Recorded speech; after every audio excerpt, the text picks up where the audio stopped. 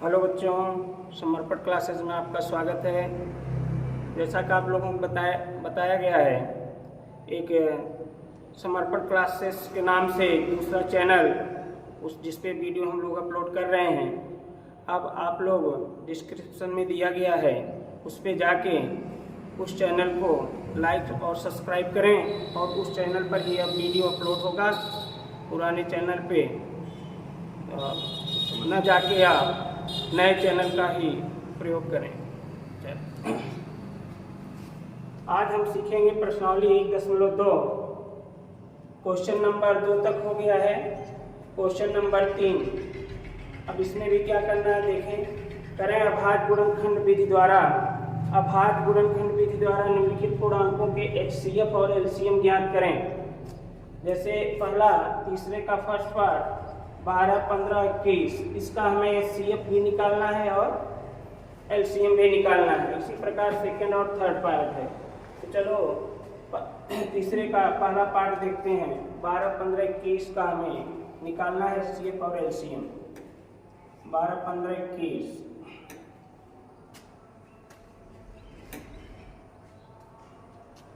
प्रश्नावली हमारा चल रहा है 1.2।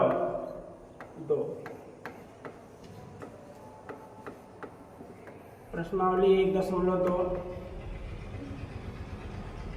क्वेश्चन नंबर हम 3 पे हैं। फर्स्ट पार्ट, संख्याएं दी गई हैं 12, 15 और 21। हमें इनका अभाज्य गुणनखंड विधि से इनका HCF और LCM निकालना है। तो हम पहली संख्या 12 का अभाज्य गुणनखंड करेंगे। 12 का अभाज्य गुणनखंड आप डायरेक्ट तोड़ सकते हैं। छोटी संख्याओं का गुणनखंड आप सीधा तोड़ दिया करो। बड़ी संख्या अगर मिले तो उसका अभाज्य गुणनखंड आप जो है कॉलम बना के किया करें। तो 12 का अभाज्य गुणनखंड, दो संख्या सोचें, गुणा करें 12, 3 चौक 12। जो अभाज्य मिले उसको लिखते चले। 3 अभाज्य मिला, लिख लिए। फिर इसके बाद 4 अभाज्य नहीं तो फिर तोड़ेंगे। दो संख्या सोचें, 2 गुणे 2, 2 दूनी 4 हो गया, 3 दूनी 6 दूनी 12। इसके बाद हम दूसरी संख्या 15 का अभाज्य गुणनखंड करेंगे। 3 गुणे 5 जो कि हो गया अभाज्य संख्या में 3 भी है और 5 भी है। इसके बाद तीसरी संख्या 21, यहाँ 3 संख्याएं दी गई हैं। तो 21 का अभाज्य गुणनखंड होगा 3 7 21। दोनों ही संख्या अभाज्य हैं। अगर दोनों ही संख्या अभाज्य हैं तो इनको आपको लिख लेना है। अब हमें इन तीनों का निकालना है HCF पहले। तो हम लिखेंगे इस ढंग से HCF ऑफ, डायरेक्ट HCF ना लिखें, HCF ऑफ। किसका HCF निकालना है वो संख्याएं लिखें। 12, 15, 21। अब इसका HCF हम कैसे फैक्टर, अभाज्य प्राइम फैक्टर में से कैसे उतारेंगे देखना है। HCF में आपको यही बात ध्यान देना है कि सभी गुणनखंडों में से हम वह संख्या उतारेंगे जिस संख्या की घात सबसे छोटी होगी। और अगर सबसे छोटी घात जहाँ 3 की घात, जैसे किसी की घात 0 आए तो उसको उतारने की जरूरत नहीं है। समझो वो उतर गया है, उसको लिखने की जरूरत नहीं है। चलिए एक एक संख्या चेक करते हैं ऊपर से। जैसे यहाँ ऊपर 3 एक बार है, अर्थात 3 की घात 1 है। इसमें भी 3 की घात 1 है, इसमें भी 3 की घात 1 है। यदि सभी गुणनखंडों में सभी संख्याओं पे बराबर घातें मिल रही हैं, जैसे 3 पर सब पर बराबर घातें 1 1 1 ही मिल रहा है, तो अगर बराबर घातें मिले तो इन सब में से किसी एक को ही आपको उतार लेना होता है। यानी 3 की घात 1 1 1, 3 की घात 1 उतार ली। अब इसके बाद हम देखते हैं 2 की घात, इसमें 2 है क्योंकि यहाँ पे 2 बार है और इसमें 2 है नहीं। जो चीज नहीं होगा उसकी घात 0 कहना। इसमें आपने चेक किया 2 की घात 2 है, इसमें 2 की घात 0 है, इसमें 2 की घात 0 है। तो सबसे छोटा घात 2 की घात 0 है। तो 2 की घात 0, किसी की घात 0 आए तो ना उतारें, छोड़ दें। यानी 2 भी चेक हो गया। समझो 2 की घात 0 उतर चुका है, उसको लिखने की जरूरत नहीं है।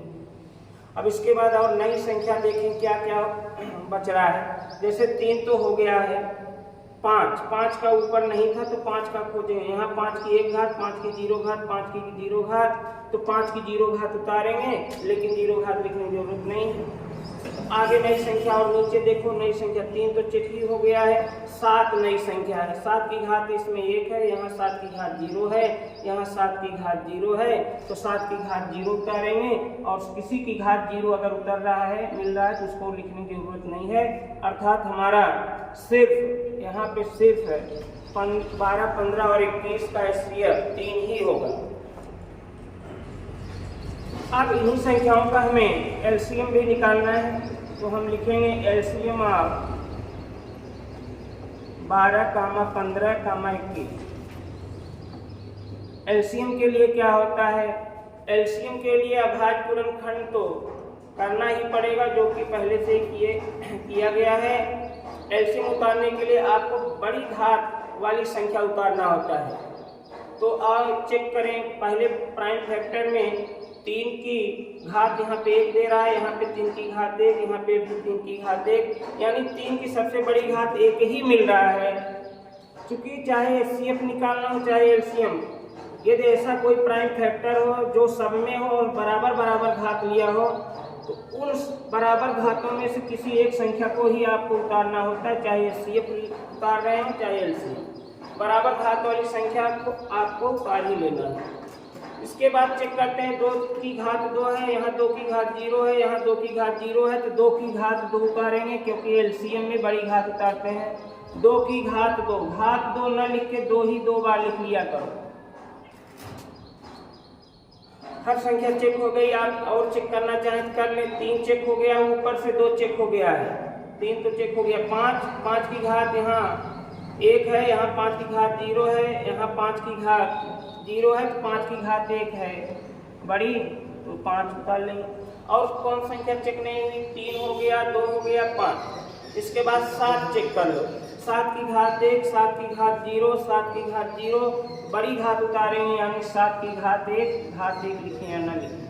इनका आप गुणा कर लो, तो 3 दूना 6 दूना 12, 25, 60, और 60 पे गुणा 7 में करेंगे तो 420 आएगा। यानी 12, 15, 21 का LCM 420 हुआ, और 12, 15, 21 का HCF 3 हुआ। ये मस है, ये लस है। मस वह बड़ी संख्या होती है जो दी गई संख्याओं को पूरा काट देती है। ये मस है, HCF है, तो ये दी गई संख्याओं को पूरा काट देगा। चेक कर सकते हैं, 3 चौक 12, 3 पचे 15, 3 सत्ते 21। और मस वह बड़ी संख्या है जो दी गई संख्या पूरा विभाजित कर दे। 3 से बड़ी कोई संख्या आप नहीं पाएंगे जो तीनों को काट दे। अर्थात हमारा इन तीनों संख्याओं का मस 3 है। LCM क्या है? देखने में आपको ये संख्या बड़ी लग रही है, लेकिन इसका ये मतलब है लस वह छोटी संख्या होती है जो दी गई संख्याओं से पूरा कट जाती है। यह 420 लस कटती है और मस काटती है। अगर ये 420 लस है तो यह दी गई संख्याओं से पूरा कट जाएगा। आप चेक कर सकते हैं। इस प्रकार से हमारा तीसरे का फर्स्ट पार्ट कंप्लीट हुआ। अब हम तीसरे का सेकंड पार्ट देखते हैं क्या है। तीसरे का हम सेकंड पार्ट देखते हैं क्या है। 17, 23, 29, 17, 23 और 29 का HCF भी निकालना है और LCM भी निकालना है। तो चलो देखते हैं 17, 23, 29। तीसरे का सेकंड क्वेश्चन है 17, 23, 29। हमें इनका HCF भी निकालना है, LCM भी निकालना है। पहले हम प्राइम फैक्टर करेंगे। 17 का अभाज्य गुणनखंड करेंगे। चूंकि 17 खुद अभाज्य है और अभाज्य संख्याओं का गुणनखंड नहीं होता। अभाज्य संख्याओं का गुणनखंड अगर करना हो तो स्वयं वही संख्या ही आएगी। 17 का अभाज्य गुणनखंड 17 ही होगा। 23 का अभाज्य गुणनखंड करना है तो 23 भी अभाज्य संख्या है, 23 का अभाज्य गुणनखंड 23 ही होगा। 29 का अभाज्य गुणनखंड करना है तो 29 भी अभाज्य है, इसका भी अभाज्य गुणनखंड 29 ही आएगा। अभाज्य संख्याओं का गुणनखंड नहीं होता, अभाज्य संख्याओं का गुणनखंड स्वयं वही होता है। तो अब हमें इन तीनों संख्याओं का एचसीएफ निकालना है। तो यहाँ लिखेंगे एचसीएफ ऑफ 17, 23, जिन जिन संख्याओं का निकालना उसको ब्रैकेट में लिखें 29 बराबर। एचसीएफ कैसे उतारते हैं? सभी गुणनखंडों में से जिस संख्या की घात सबसे न्यूनतम हो, छोटी हो, वही उतारेंगे। तो आओ देखो, यहाँ पे 17 की घात, यहाँ एक काम कर सकते हैं, जैसे हर संख्या में गुणे 1 छिपा होता है, यहाँ पे कोई भी एचसीएफ इस समय आप नहीं दिख रहा है। जहाँ कुछ एचसीएफ ना हो वहाँ उन संख्याओं का एचसीएफ हमेशा 1 होता है। 1 कैसे होता है आप देख सकते हैं। जरूरत पड़ने पर हम सभी संख्याओं में 1 छिपा होता है, गुणे 1 बना सकते हैं समझने के लिए। अब अगर आप चेक करेंगे तो आओ एक एक संख्या चेक करें। यहाँ पे 17 की घात 1 है, यहाँ पे 17 की घात 0, 17 की घात 0। सबसे छोटी घात 17 की घात 0 उतारेंगे, लेकिन उसको लिखने की जरूरत नहीं है। 17 चेक हो गया। इसके बाद 1 चेक करेंगे, 1 की घात 1, 1 की घात 1, 1 की घात 1, सब पर बराबर घातें हों, चाहे एचसीएफ निकालो चाहे एलसीएम, बराबर घातों वाली संख्याओं में से एक संख्या हमें उतार लेना होता है। फिर आगे देखें, चेक करें 23, 23 की घात 1, 23 की घात 0, 23 की घात 0, 23 की घात 0 उतारेंगे, जो कि किसी की घात 0 उतारने की जरूरत नहीं होता, वो अपने आप में छिपा होता है। 1 तो चेक ही हो गया। 29 चेक करें, 29 की घात 1, 29 घात 0, 29 घात 0, सबसे छोटा 29 की घात 0 यानी गुणे 29 घात 0। गुणे किसी संख्या की घात 0 लिखना नहीं है, अर्थात इन तीनों संख्याओं का एचसीएफ हमारा सिर्फ यहाँ पे 1 ही होगा। यदि सभी संख्याएं अभाज्य हों, यदि सभी संख्याएं अभाज्य हों तो उनका एचसीएफ हमेशा 1 ही होगा। ये गुणे 1 लिखना जरूरी नहीं है, ये समझने के लिए है। यदि आपको मालूम हो सभी संख्याएं अभाज्य हैं तो अभाज्य संख्याओं का एचसीएफ हमेशा 1 ही होता है। अब हमें इन्हीं तीनों संख्याओं का एलसीएम भी निकालना है। तो एलसीएम ऑफ 17, 23, 29। एलसीएम में क्या होती है? बड़ी घात का चुनाव करते हैं। चलो देखें, यहाँ 17 की घात 1, 17 की घात 0, 17 की घात 0 तो बड़ी घात है 17 की घात 1। फिर आगे 23 देखते हैं, 23 की घात 0, 23 की घात 1, 23 की घात 0 तो बड़ी घात है 23 की घात 1, घात 1 लिखना नहीं है। 29 चेक करें, 29 घात 1, 29 की घात 0, 29 की घात 0 यानी बड़ी घात मिला 29 की घात 1। अब इन तीनों संख्याओं का डायरेक्ट आप गुणा अगर कर दें तो जो आएगा वही आंसर होगा। चलो रफ में कर लेते हैं। पहले 23 में 17 का गुणा करके देख लेते हैं रफ में। 23 गुणे 17 तो 17 तिरिक 51 की 1 हाथ 5, 17 दूना 34, 34 और 5 39, 34 5 39 391। अभी 29 का और गुणा करना है, इसमें 29 का और गुणा कर लें तो 9 1 के 9, 9 9 81 के 1 हाथ में 8, 9 तिरिक 27, 27 और 8 35, 27 3 30 5 35। फिर 2 का गुणा करते हैं, 2 1 के 2, 2 9 18, 2 3 6 1 7, 9 2 1 3, 8 5 13, 7 3 10, 10 1 11, 11,339। यानी इन तीनों संख्याओं का आप गुणा करेंगे तो आया 11,339। गुणा आप मिला लेना, हो सकता है मिस्टेक हो, आप सही कर लेना, लगभग ठीक ही है। तो आप एक चीज यहाँ से सीख सकते हैं, अगर संख्याएं अभाज्य हों, देखो ये संख्याएं अभाज्य, अगर संख्याएं अभाज्य हों तो उनका एचसीएफ हमेशा 1 ही आएगा, और अगर संख्याएं अभाज्य हैं तो उनका एलसीएम डायरेक्ट उन्हीं सभी संख्याओं का गुणनफल ही होता है। जैसे ये सारी संख्याएं अभाज्य हैं, अभाज्य संख्याओं का एलसीएम हमेशा सीधा उन संख्याओं का गुणनफल ही होता है। जैसे 17 गुणे 23 गुणे 29 आगे आई तो अभाज्य संख्याओं का एलसीएम हमेशा डायरेक्ट उन संख्याओं का गुणनफल ही होता है, और अभाज्य संख्याओं का एचसीएफ हमेशा 1 होता है। इसको आपको याद भी कर लें। आगे देखते हैं अगला क्वेश्चन क्या है। अगला क्वेश्चन है 8, 9, 25 का आपको निकालना है। इसको आप लोग घर पे होमवर्क में करिएगा 8, 9 और 25 और देखिएगा आप कर पाते हैं नहीं। इसका HCF और LCM भी निकालना है। हम क्वेश्चन नंबर 4 लेंगे। अब क्वेश्चन नंबर 4 का रहा है HCF ऑफ 306, 657 बराबर 9। यानी 306 और 657 इन दोनों संख्याओं का HCF 9 दिया है। तो हमें इन्हीं दोनों संख्याओं का, जो संख्या ये है वही संख्या यहाँ है, इन्हीं दोनों संख्याओं का LCM निकालना है। हमें इन्हीं दोनों संख्याओं का LCM निकालना है।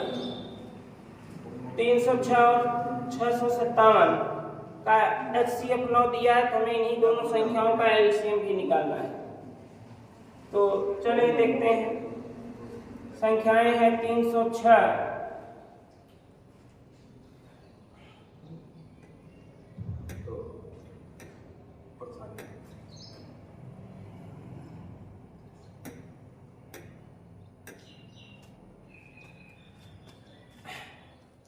सवाल कर रहा है HCF ऑफ,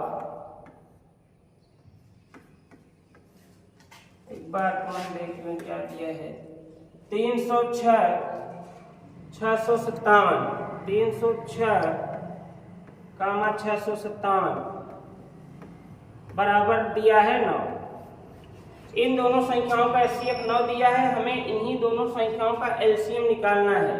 हमें निकालना है LCM ऑफ 306, 657। ये प्रश्नवाचक है। आप इस क्वेश्चन को दो ढंग से कर सकते हैं। आप चाहें तो हमें इन्हीं दोनों संख्याओं का LCM निकालना है। आप चाहें इसका प्राइम फैक्टर कर लें, इसका भी प्राइम फैक्टर कर लें और जो तरीका बताएं गुणनखंड उतारने का उतार लें। या एक चीज जान लें, एक फार्मूला आपको बताए थे, वो फार्मूला आज यहाँ काम में ले सकते हैं। पहली संख्या गुणे दूसरी संख्या, पहली संख्या गुणे दूसरी संख्या, ये बराबर होता है HCF गुणे LCM, HCF गुणे LCM। ये फार्मूला आपको याद रखना है। पहली संख्या गुणे दूसरी संख्या बराबर HCF गुणे LCM। अब इसको आप ऐसा भी कर सकते हैं, पहली संख्या गुणे दूसरी संख्या न कह के आप कह सकते हैं संख्याओं का गुणनफल। संख्याओं का गुणनफल मतलब दोनों संख्याओं का गुणा। और ये फार्मूला तभी काम करेगा जब HCF LCM निकालते समय केवल दो ही संख्याओं के लिए ही काम करेगा। तीन संख्याओं का अगर HCF LCM निकालना है तो ये फार्मूला आपका काम नहीं करेगा। यानी अगर दो संख्याएं दी हों और उनका या तो HCF दिया हो या LCM दिया हो तो तीसरा चीज निकाल सकते हैं। जैसे इस फार्मूले में टोटल 4 राशियां हैं। पहली संख्या एक राशि हो गई, दूसरी संख्या दूसरी राशि, ये HCF तीसरी राशि, ये चौथी राशि। जब चार में से 3 का मान दे, चौथा पूछे तो हमेशा ये फार्मूला आपको लगा देना है। जब 4 राशियों में से 3 का मान दे, चौथा पूछे तो आपको ये फार्मूला यूज करने ज़्यादा बढ़िया पड़ेगा। तो देखें कितनी संख्याओं का मान दिया है, कितनी राशियों का मान दिया है। यहाँ पहली संख्या का मान दिया है 306, दूसरी संख्या का मान दिया है 657 और दोनों संख्याओं का HCF दिया है 9। मतलब ये भी मालूम है, ये भी मालूम है और HCF 9 ये भी मालूम है। तो हमसे इन्हीं दोनों संख्याओं का LCM पूछ लिया है, यानी LCM निकालना है। जब 4 राशियों में से कोई भी 3 राशि मालूम हो और चौथा पूछ दे तो हम ये फार्मूला यूज करेंगे, पहली संख्या गुणे दूसरी संख्या बराबर HCF गुणे LCM। चले यहाँ मान रखें, पहली संख्या उठाएं 306, चाहे इसमें से उठाओ चाहे इसमें से, क्योंकि दोनों संख्याएं बिल्कुल सेम है। गुणे दूसरी संख्या 657 बराबर HCF कितना दिया है 9 गुणे LCM। हम क्या करते हैं, जिसका मान निकालना होता है उसे एक पक्ष में अकेला बचाते हैं। अब आंसर तब आएगा जब आप देखो बराबर, पहले ये बायां पक्ष है, बराबर का आगे दायां पक्ष। आंसर तब निकलेगा जब आप दाएं पक्ष में या बाएं पक्ष में एलसीएम को अकेला कर लें। हमें एलसीएम निकालना है, एलसीएम को एक पक्ष में अकेला बचा लें, आंसर आ गया। अब क्या करें कि एलसीएम अकेला हो जाए, आप सोचेंगे तो आप पाएंगे अगर गुणे 9 इस पार से इस पार हटा दें तो यहाँ एलसीएम अकेला होगा, यानी गुणे 9 का पक्षांतर होगा। इस साइड गुणे 9 इधर आएगा बटे 9, तो इधर जो राशियां हो पहले लिख लिया करें। 306 गुणे 657। अब उस तरफ से जो लाना हो लाओ, उस तरफ से हमें एलसीएम अकेला बचाना है तो गुणे 9 को इधर लाना होगा, उस साइड गुणे 9 तो इस साइड बटे 9, तो बराबर एलसीएम हुआ अकेला, और जो चीज अकेला हो गया समझो उसी का मान आ रहा है। अब जो कटे काट दो, देखो 6 3 9 अंकों के योग 9 9 से कट जाएगा, तो 9 डायरेक्ट काटो, 9 त्रिक 27, बचा कितना 3 3 यहाँ आया 36, 9 4 36, यानी 657 में 34 का आप गुणा कर दें। रफ में हम कर ले रहे हैं, 657 में 34 का आप गुणा कर दें, 4 से 28, 4 बचे 20, 2 22, हाँ 2 4 6 24, 24 2 26, 3 का गुणा करें, 3 7 21, 3 बचे 15, 2 17, हाथ 1, 3 6 18, 18 1 19, 8 2 1 3, 6 7 13, 9 2 11 1 12, 1 1 2, 22,338, यानी इसका गुणा इसमें करेंगे तो आप पा जाएंगे 22,338, जो कि हमारा एलसीएम होगा। ये हमारा आंसर आ गया, यानी पहली संख्या गुणे दूसरी संख्या बराबर एचसीएफ गुणे एलसीएम। ये फार्मूला हम तब यूज करेंगे जब हमें ये मालूम हो कि 3 का वैल्यू दिया है, चौथा पूछ रहा है, और इसमें 3 का वैल्यू दिया है, चौथा पूछ लिया, तो हम ये फार्मूला लिख के मान रख के जिसका मान पूछ रहा है उसे पक्षांतर करके अकेला कर लेते हैं। इस प्रकार से आपका क्वेश्चन नंबर 4 समाप्त हुआ। आगे देखते हैं क्वेश्चन नंबर 5 क्या है।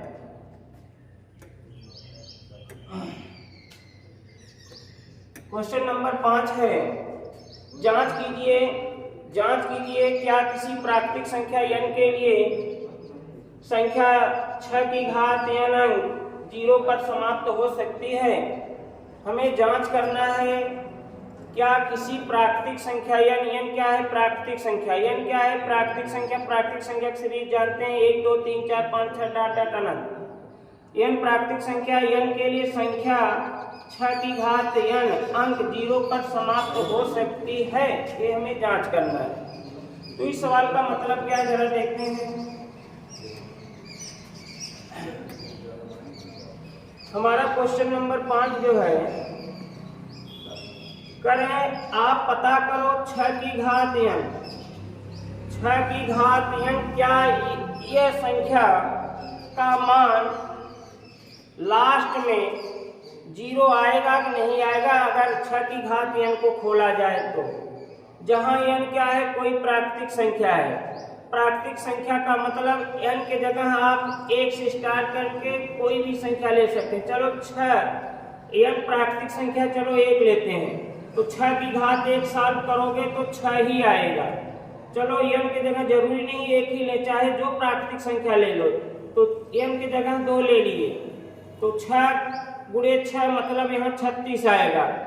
हमें चेक करना है क्या 6 की घात n यह संख्या 0 पर समाप्त होगी कि नहीं होगी, ये जांच करना है। मतलब हमें ये देखना है कि लास्ट अंक 0 आएगा कि नहीं आएगा।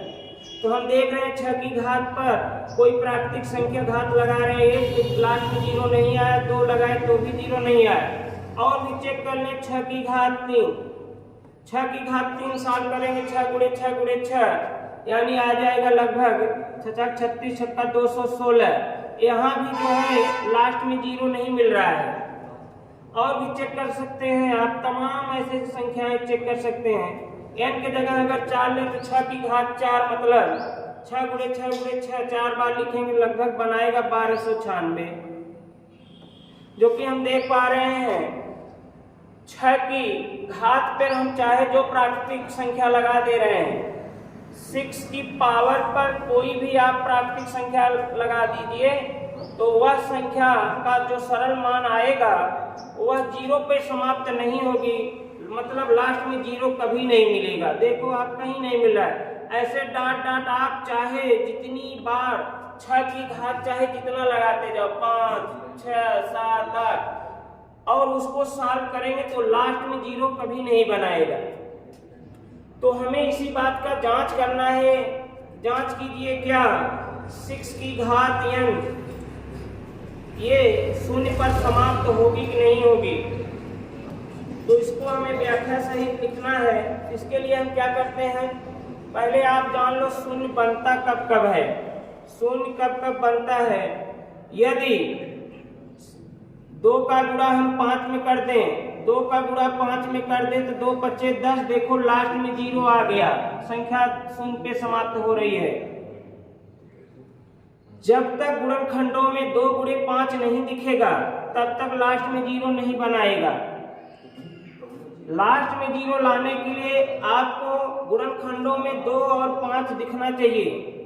जैसे यहाँ अगर हम लिखें 3 गुणे 4, 3 गुणे मान लो 7, 3 गुणे 7 लिखिए तो लास्ट में 0 नहीं बनाएगा। अगर इन गुणनखंडों में 2 गुणे 5 आ जाए तो जरूर बनाएगा। जैसे चलो 2 भी ले लिए, 5 भी ले लिया, गुणा करोगे तो लास्ट में 0 पर समाप्त होगा। 3 सत्ते या यहाँ से कर लें, 3 सत्ते 21, 21 दूना 42, 42 पंजे 5 दूनी 10, लास्ट में 0 बना रहा है। यानी 0 पे कोई संख्या समाप्त होने के लिए जरूरी है उसमें 2 गुणे 5 होना चाहिए, 2 गुणे 5 होना चाहिए। अगर गुणनखंड में 2 गुणे 5 नहीं है तो वह संख्या उसकी घात चाहे जितना लगा दो कभी भी 0 नहीं बनाएगा। तो हम 6 की घात n पे विचार करेंगे, जांच करेंगे कि 6 की घात n, 6 की घात n यह संख्या 0 पर समाप्त होगी कि नहीं। तो हम 6 का भाज्य गुणनखंड करेंगे। अगर इसके भाज्य गुणनखंड में 2 गुणे 5 मिल जाए, 2 गुणे 5 मिल जाए तब तो कहेंगे 6 की घात n संख्या 0 पे समाप्त होगी। अगर नहीं है 2 गुणे 5 तो हम लिखेंगे 6 की घात n 0 पर समाप्त नहीं होगी।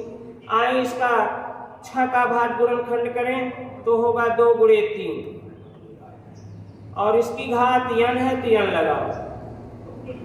तो हम देख पा रहे हैं 6 के अभाज्य गुणनखंड में 2 गुणे 3 आ रहा है। 0 पे समाप्त होने के लिए जरूरी है 2 गुणे 5 आए, 2 गुणे 5 आए तभी वह संख्या 0 पर समाप्त होगी। यहाँ तो 2 गुणे 3 आ रहा है, यह संख्या 0 पर समाप्त नहीं होगी। तो यहाँ आप थोड़ा व्याख्या करके लिखेंगे। हम जानते हैं कि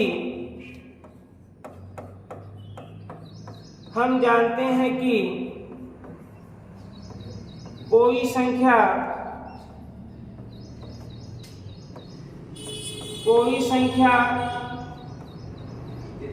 0 पर तभी समाप्त होगी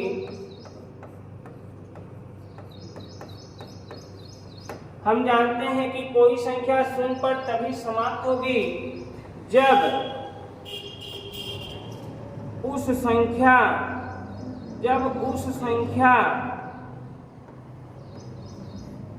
के अभाज्य गुणनखंड, उस संख्या के अभाज्य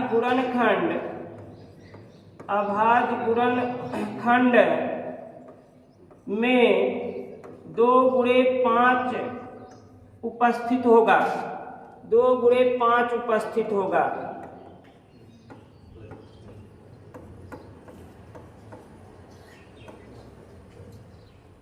यहाँ 6 संख्या 6 के अभाज्य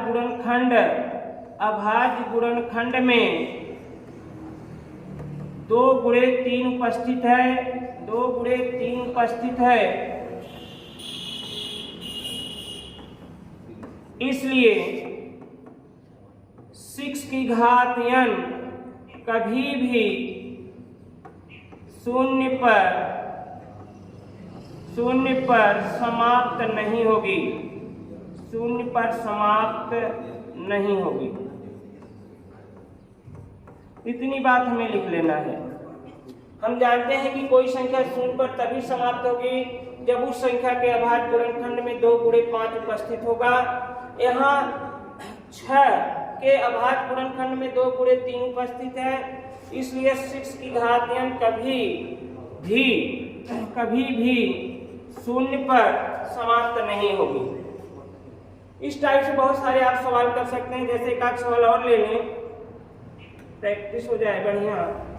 जैसे अगर हम आपसे कहें 35 की घात n, 35 की घात n पता करो क्या 35 की घात n कभी भी शून्य पर समाप्त होगी, तो हम इसका पहले अभाज्य गुणनखंड करेंगे। 35 का अभाज्य गुणनखंड होता है 5 गुणे 7 पावर n। भाई किसी संख्या की घात कुछ भी हो, किसी संख्या की घात कोई भी प्राकृतिक संख्या हो, n मींस नेचुरल नंबर प्राकृतिक संख्या, किसी भी संख्या की घात कोई भी प्राकृतिक संख्या हो, n का मतलब 1 2 3 4 5 6 7 8 9 10 1000 2000 चाहे जो ले लें, प्राकृतिक संख्या होनी चाहिए। किसी भी संख्या की घात कुछ भी प्राकृतिक संख्या हो, पहले हम उस संख्या का अभाज्य गुणनखंड करेंगे और हम देखेंगे क्या उसमें 2 गुणे 5 आ रहा है, तो इसके अभाज्य गुणनखंड में 2 गुणे 5 नहीं है। अगर 2 गुणे 5 आता तो हम कहते हैं यह संख्या शून्य पर समाप्त होगी। यहाँ पे इस संख्या के अभाज्य गुणनखंड में 2 गुणे 5 नहीं है, जो कि 5 गुणे 7 है, इसलिए 35 की घात n यह संख्या भी शून्य पर समाप्त नहीं होगी। ऐसे आप हजारों सवाल अपने मन से लिख सकते हैं, लगा सकते हैं। चले देखते हैं अगला क्वेश्चन क्या है।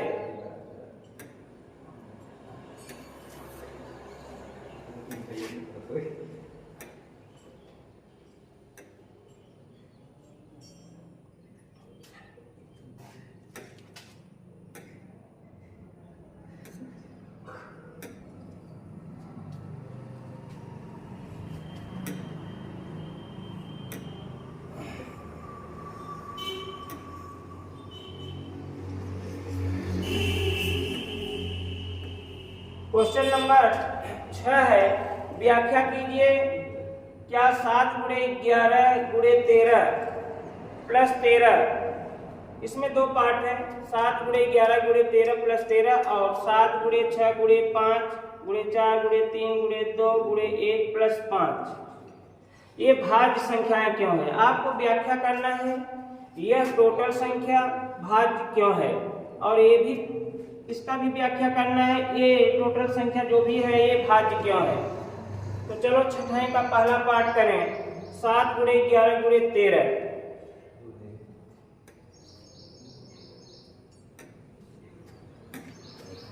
क्वेश्चन नंबर 6 का पार्ट फर्स्ट, हमें व्याख्या करना है संख्या क्या है 13, संख्या है 7 गुणे 13, 7 गुणे 11 गुणे 13 प्लस 13। हमारी दी गई संख्या है 7 गुणे 11 गुणे 13 प्लस 13। हमें व्याख्या करना है ये भाज्य संख्या क्यों है। भाई भाज्य संख्या परिभाषा पहले जान ले। भाज्य संख्या वह होगा, भाज्य संख्या वह होगा जो स्वयं से कटे, एक से कटे और अन्य से भी कट जाए, वही भाज्य संख्या होगा। तो जरा देखते हैं, यहाँ पे 2 पद है, गुणा पद को अलग नहीं करता है, यहाँ पे 2 पद हैं, पद को धन या ऋण चिन्ह अलग करता है, ये दूसरा पद। अब इसमें हम कॉमन लेंगे, आप देख रहे कॉमन में जो दोनों में हो, 13 यहाँ भी है 13 यहाँ भी है, तो 13 कॉमन। कॉमन के बाद हम ब्रैकेट बनाते हैं, कॉमन भाग देगा, जो बचेगा ब्रैकेट में लिखेंगे, 13 13 कैंसिल होगा तो बचेगा 7 गुणे 11, फिर प्लस 13 में 13 जब भाग देंगे कुछ नहीं बचेगा, मतलब तब 1 लिखना होता है, पूरा कट जाएगा, 13 13 कुछ नहीं बचे 1, क्योंकि 13 के 13। अब इसको अगर आप देखेंगे तो ये होगा 13 गुणे 11 7 77 प्लस 1, तो ये हो गया 13 गुणे 77 1 78, यानी 13 गुणे 78 लिख सकते हैं। तो हमें व्याख्या करना है कि यह संख्या भाज्य क्यों है। यह संख्या इसलिए भाज्य है क्योंकि यह संख्या, हर संख्या आप जानते हैं अपने से और एक से तो विभाजित होती है। संसार की हर संख्या अपने से और एक से तो विभाजित होगी ही होगी, लेकिन यह संख्या क्या हो रही है, जैसे यहाँ इस संख्या का गुणनखंड आ गया 13 × 78। गुणनखंड क्या होता है, जो गुणनखंड होता है वह दी गई संख्या को पूरा काट देता है, यानी 13 भी इस पूरे संख्या को काट देंगे। टोटल जो भी संख्या बनेगा इसको सरल करने पर उस संख्या को 13 पूरा काट देगा और उस संख्या को 78 भी पूरा काट देगा, और ये टोटल जो संख्या बनेगी वह स्वयं से भी कटेगी और एक से भी कटेगी। यानी आप देख पा रहे हैं कि यह संख्या 2 बार से ज्यादा कट रही है।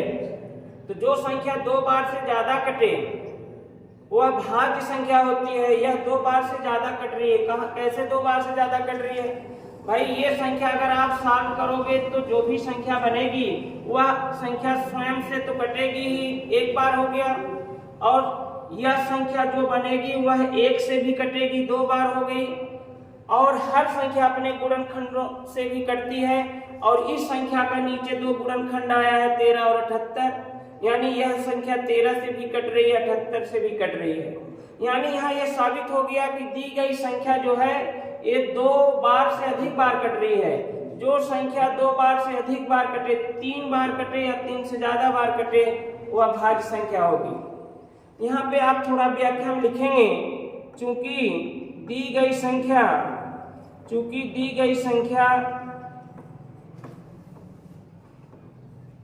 एक और स्वयं के अतिरिक्त, जो संख्या एक और स्वयं के अतिरिक्त कट जाए वह भाज्य संख्या होती है। चूंकि दी गई संख्या एक और स्वयं के अतिरिक्त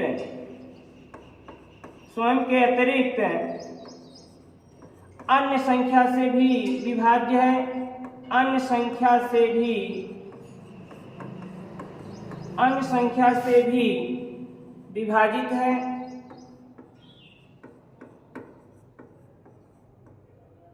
इसलिए यह संख्या भाज्य है। ये आप जान लें, जो संख्या एक से और स्वयं के अतिरिक्त, जो संख्या एक और स्वयं के अतिरिक्त अन्य संख्या से विभाजित हो वह संख्या भाज्य होती है, इसलिए यह संख्या भाज्य है।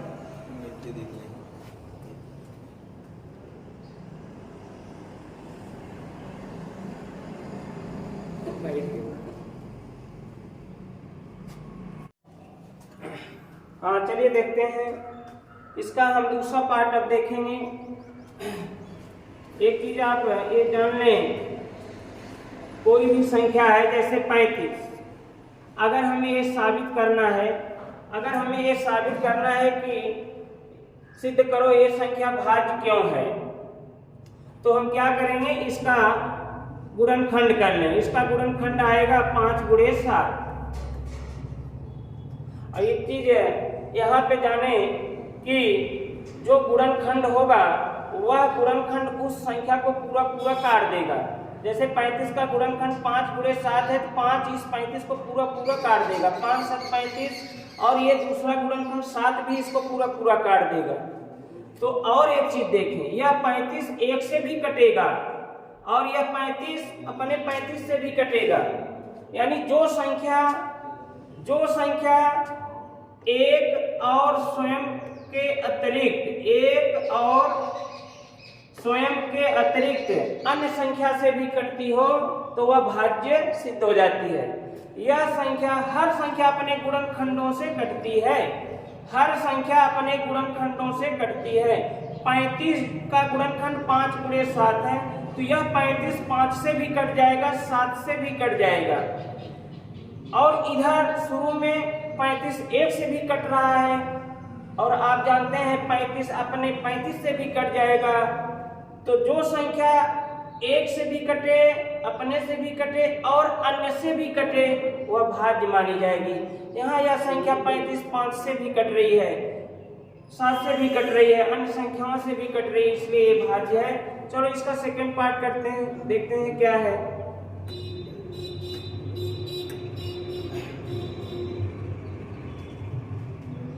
सेकंड पार्ट है क्वेश्चन नंबर 6 का सेकंड पार्ट, 7 गुणे 6 गुणे 5 गुणे 4 गुणे 3 गुणे 2 गुणे 1 और फिर प्लस 5। हमें ये व्याख्या करना है कि ये पूरी संख्या जो भी बनेगी यह भाज्य क्यों है। तो यह संख्या भाज्य मानी जाएगी कब, जब आप ये दिखा दो कि यह संख्या एक और स्वयं के अतिरिक्त अन्य संख्याओं से भी कट रही है। जो संख्या एक और स्वयं के अतिरिक्त अन्य संख्या से भी कट जाए वह भाज्य संख्या ही होती है। तो चलो देखते हैं इसमें क्या होता है। यहाँ गुणा पद को अलग नहीं करता, धन पद को अलग करता है। यहाँ धन आया, 2 पद बना है। अब कॉमन सोचो, कॉमन वही होगा जो दोनों में होगा। 5 यहाँ भी बैठा है, 5 इसमें भी बैठा है, 5 दोनों पदों में है, तो 5 कॉमन। कॉमन के तुरंत बाद ब्रैकेट बनाते हैं। कॉमन भाग देगा, पहले पद में जब भाग देगा तो बस इतना ही होगा, 5 5 कट जाएगा, बचेगा 7 गुणे 6 गुणे 4, 5 तो कट गया, गुणे 3 गुणे 2 गुणे प्लस। अब ये 5 इस 5 में जब भाग देगा तो 5 1 के 5 एक बार जाएगा। अब इसको अगर सॉल्व आप करें, आपको ये दिखा देना है कि यह संख्या एक और स्वयं के अतिरिक्त अन्य संख्या से भी विभाज्य है। 7 छंग 42, 42 में 4 का गुणा करें, या ऐसे कर लेते हैं 7 छंग 42, 42 दूना 84 हो जाएगा, और 84 फिर 4 3 12 1 के 12 पूरा ही कर लेते हैं। 7 छंग 42, 42 में 4 का गुणा 4 दूनी 8, फिर 4 चौक 16, अभी 3 दूनी 6 के 6 का और गुणा, 6 ठे 48, हाथ में 4, 6 चार 36, 36 4 40, हाथ में 4, 6 के 6 4 10, 1008। मतलब इन सब का गुणा करेंगे तो 1008 और एक और जोड़ना है, अर्थात यहाँ से यहाँ तक गुणा करेंगे तो 1008 आएगा, और 1008 में एक जोड़ लेंगे तो 1009 आएगा। तो अब आप देख पा रहे हैं इस संख्या, इस पूरी संख्या के 2 गुणनखंड मिल गए, 5 और 1009। तो इसका मतलब यह है, यह संख्या संसार की हर संख्या एक स्वयं से तो कटेगी, लेकिन जो संख्या एक स्वयं के अतिरिक्त अन्य संख्या से भी कटे वो भाज्य होगा। तो यह संख्या अपने गुणनखंडों से भी कटेगा, यानी ये संख्या 5 से भी पूरा कट जाएगा, और 1009 से भी कट रहा है, यानी दी गई संख्या एक स्वयं से तो कटेगी ही कटेगी, साथ में अन्य संख्याओं से भी कट रही है, क्योंकि हर संख्या अपने गुणनखंडों से भी कटती है। और जब कोई संख्या स्वयं एक के अलावा अन्य संख्याओं से भी कट जाए तो वह संख्या भाज्य होती है। यानी यहाँ थोड़ा सा लिखेंगे, चूंकि यह संख्या, ये ऊपर वाली जो संख्या पूरा सॉल्व करने पर जो भी बनेगा, यह संख्या एक और स्वयं के अतिरिक्त, एक और स्वयं के अतिरिक्त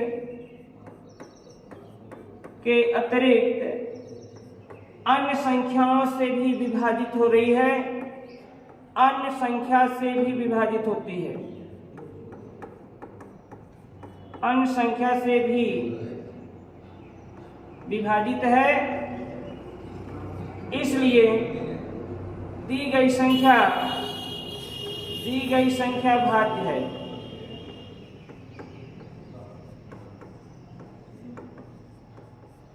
इस प्रकार से एक क्वेश्चन आपका समाप्त हुआ। फिर आगे जो क्वेश्चन बचे हुए हैं, लास्ट क्वेश्चन है, इंपॉर्टेंट क्वेश्चन है, उसको हम बाद में करेंगे अगली क्लास में। तब तक आप इसको रिवीजन करें, मन से पढ़ाई करें। धन्यवाद।